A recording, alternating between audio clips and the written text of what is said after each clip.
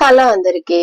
పాలల్లో గాని రాగంజిలో గాని బెల్లం కలిపినప్పుడు ఒక్కొక్కసారి పాలు ఇరిగిపోతా ఉంటాయి. అట్లా కాకుండా ఇలా పాకం లాగా చేసి పెట్టుకున్నారు అంటే బెల్లం పాలు లేదంటే రాగంజిలో గాని ఈజీగా కలుపుకోవచ్చు. పాలు విరగవు, ఇంకా మనకి వాడుకోవడానికి కూడా అనుకూలంగా ఉంటుంది.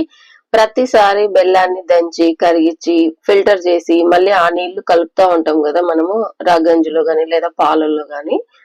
ఇలా పాకం చేసుకున్నారు అంటే మనకి పొద్దున్నే పిల్లలకి కలిపిచ్చేయచ్చు, లేదా మనం కూడా రాగంజి కాంచుకుంటే ఒక స్పూన్ కలుపుకొని తాగడానికి ఈజీగా ఉంటుంది.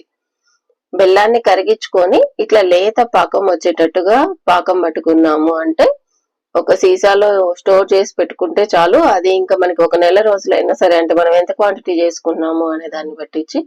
నేనైతే 1 కేజీకి పైనే ఇది ఉంటుంది. దంచి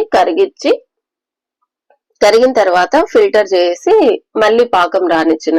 చాలా లేత పాకం మీకు చూపిస్తున్నాను కదా.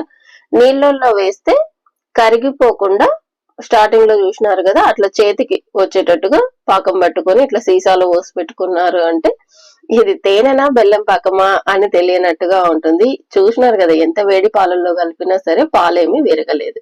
నచ్చితే ఛానల్ ని సబ్స్క్రైబ్ చేసుకోండి. Thanks for watching.